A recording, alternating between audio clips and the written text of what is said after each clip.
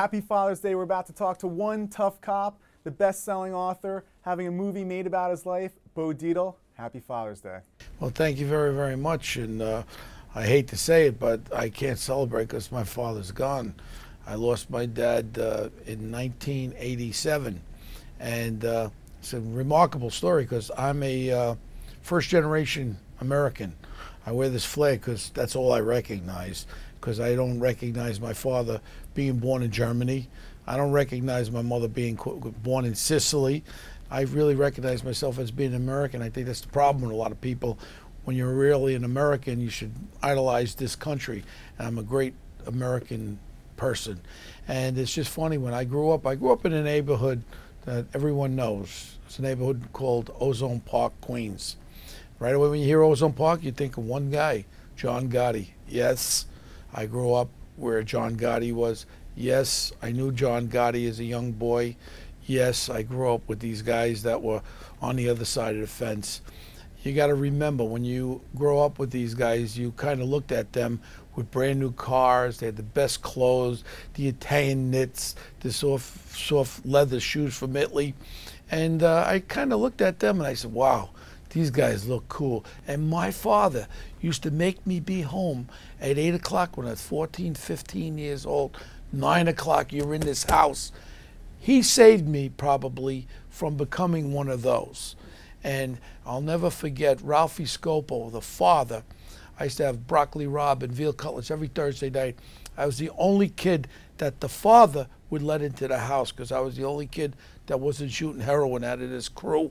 And I used to be really afraid of my dad. And he had forearms that were huge. He used to slug me pretty good. And he used to beat me into the ground. But, you know, I was a very tough kid. And even when I wrote my book, One Tough Cop, I wrote the foreword there to my dad, thank you, who I only got to know after I became a man, realizing that what he did for me by keeping me straight and responsible kept my whole life straight, where I never could take a quarter from my uncle. He wouldn't, you don't take a penny from nobody. And then that prevailed even when I became a cop. I was never involved in any kind of scandals because I never would take a penny from anybody. And then when I was 17, I graduated high school, and I was the top physical guy in the country of all the teams. We competed at Quantico, Virginia at the Marine Corps base. And I wanted to be a gym teacher, but my marks weren't good enough. I wanted to go to Springfield College, and I couldn't get in there. I got a scholarship for 10 two-year colleges. One was Corning, New York. I don't even know what the hell it was. And I tell Ralphie Scopo, the father there, and I said, Ralph, I says, you know, I'm not going to go to college. I'm 17.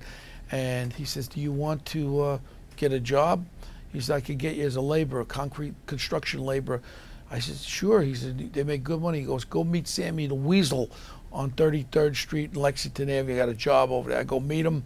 I'm put to work. I'm making $500 a week.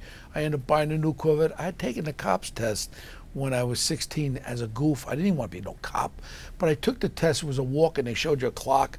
What time is it? 3 o'clock. I mean, it was a moron's test. So my father really always kept me in line. And then even when I started working, my father made me come home when I was 17 years of age. I couldn't come home after midnight.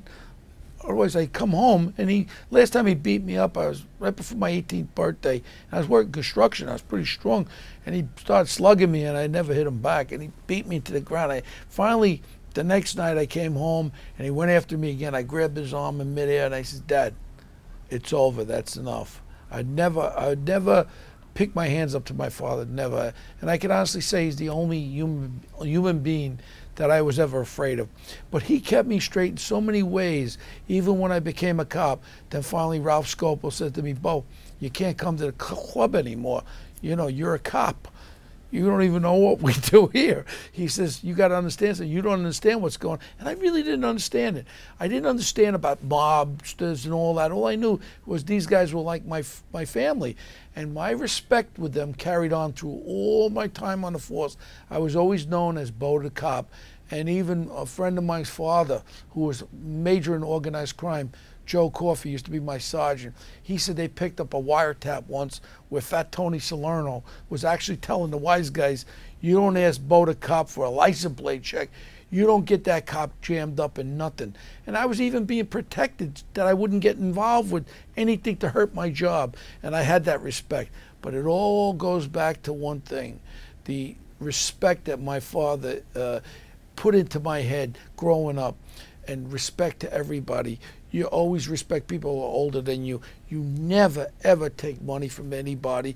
You don't ask for money, and you work hard. And he pounded that into me, this ethics of working hard. And as a detective, a New York City detective, and as a cop, I always worked hard. And I knew one thing. I try to teach my children. You don't get things easily. It's not like the lottery where you play the lottery and you're going to become rich. It's how you build a foundation of hard work. Because if you build a foundation on baloney and not working hard, you're not going to have much of a foundation. And I always go back to my father, and all I remember him as being sick because he had the gallbladder exploded in the late 50s. Then he had the heart attacks and the strokes, and he was paralyzed. So I remember him towards the end, and it was a big deal about, watching him and trying to show him, I guess the little guinea didn't turn out so bad, and he was still alive towards the end. I don't know, he was kind of out of it, and you could see a picture up here, and I'll show you this picture up here with Ronald Reagan, and it was in the Oval Office when I was running for United States Congress back in 1986, and I was so proud. I was so proud that finally I was able to say, I guess I did all right. Yeah. So, fathers are very important, and on this Father's Day, I think about them all the time, and I've been very successful in business. I've made well over $100 million since I retired. I also pissed it all away, but the point is that you look upon what that foundation was with your father, who instilled the right properties of my rest of my life. And I try to tell my kids, but the only problem is I have 4 children. I've never picked up my hands to any of my kids.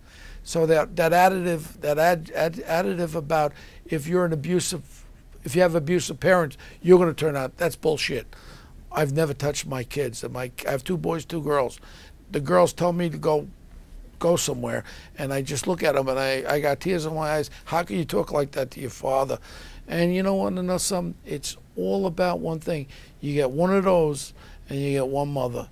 And today's Father's Day, and that's what we got to think about, what your father did for you all those years. I wouldn't be here without him today. So I want to wish everybody a happy Father's Day.